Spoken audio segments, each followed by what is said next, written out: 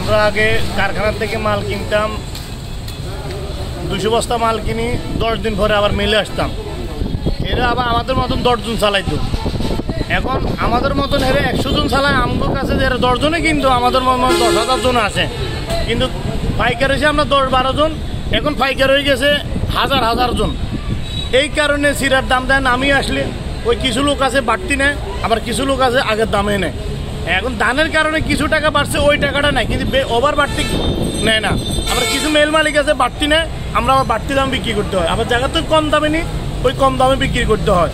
এখন চাহিদার কারণে ধরেন আগে সিরা খাইতে শতকরা 10 জনে, এখন সিরা শতকরা 90 জনে লই যাইতেছে টানার জন্য, সব জায়গায় পানি উঠছে। এই কারণে কিছু অসাধু ব্যবসা আছে, দাম বাড়াই দিই, বিক্রি করতেছে। আমরা নিতে বাধ্য। কি জন্য?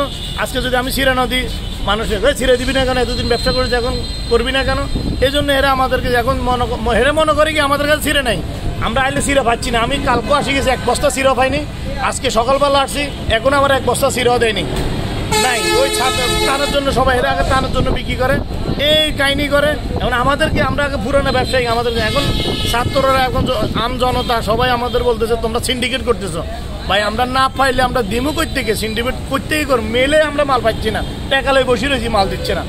প্রোডাকশন যা হয় এর চেয়ে বেশি চাহিদা। এই জন্য কিছু মেল মালিক দাম বাড়াই দেয়, আমরা আবার কিছু দাম বাড়াবে বাড়তি বেচতে হয়, আবার যে কম নিই আবার কম দাম বিক্রি করতে হয়। এটাই মূলত সমস্যা, আর কোনো সমস্যা নেই। এরকম চাহিদা, যত চাহিদা এখন মানে বেড়ে গেছে, আমরা ওই চাহিদা হিসেবে মাল পাচ্ছি না। আর ওই চাহিদা হিসেবে মাল পাচ্ছি না। আর ওই যে বিষয় হলে গিয়া, আমরা সবসময় মাল এখান থেকে নেওয়া আসা করি। তো এখন আমাদেরকে মাল না দিয়ে প্রাণ যারা দেয় ওদেরকে আগে দিচ্ছে। আমরা প্রায় সকালে 7:30 বসে রয়েছি, আমরা এখন তো মাল বসে রয়েছি। মালের বিষয়টা, মালের দাম বেশি বাড়ে নাই, কোনো সময় একটু কম। এই যে ধানের দাম বাড়লে মালের দাম বাড়তে পারে। আবার কোনো মিলে দাম কিছু বাড়ে, আবার আমরা বাড়তি কিনলে আবার কিছু বাড়াই দিচ্ছি।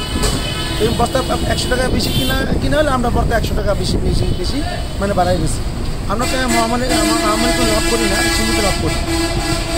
তো এরকমই এই জন্য মানে ধানের জন্য কোনো সময় দাম বাড়ে, ধান পাওয়া যাচ্ছে না।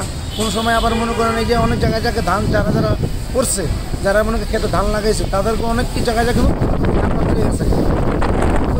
ধান হবে না, আবার ওটা সময় লাগবে।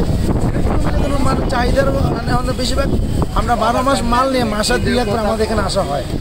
ভাই আমরা মাসে এখানে আসি মাল নিতে। তো এখন বর্তমানে মাল আমরা পাচ্ছি না ঠিক মতন। তবে যে প্রাণালা যারা দান করে তারাই ওদেরকে আগে দিচ্ছে, আমাদের পরে এই আর কি। আমাদের দাম কিন্তু বেশি বাড়তি না, বাজার দাম সীমিত আর কি, এই 50 টাকা কম আর বেশি দিচ্ছি। মুড়ির দাম বাড়ে নাই, বরঞ্চ আমার ব্যক্তির উদ্যোগে আমার লাভের অংশ থেকে আমি 1 টাকা কম নিচ্ছি, মুড়ির দাম বাড়ে নাই। আর চিরার যে বিষয়টা, এটা খুচরা কাস্টমার হয়তোবা দাম বিক্রি করতেছে, হয়তো আমাদের ফ্যাক্টরি থেকে ওই ধরনের বেশি দামে বিক্রি হচ্ছে না, হয়তো সামথিং 1 টাকা বেশি দামে বিক্রি হচ্ছে। এটার কারণ হঠাৎ করে মালের চাহিদা অতিরিক্ত, এটার জন্য মালের ক্রাইসিস মার্কেটে ধানের, এটার জন্য কিছু ধানের দাম বেশি, প্লাস হঠাৎ করে ধানটা সংগ্রহ করতে যাইয়া একটু নিয়ম ধানও ক্রয় করতে হইতেছে।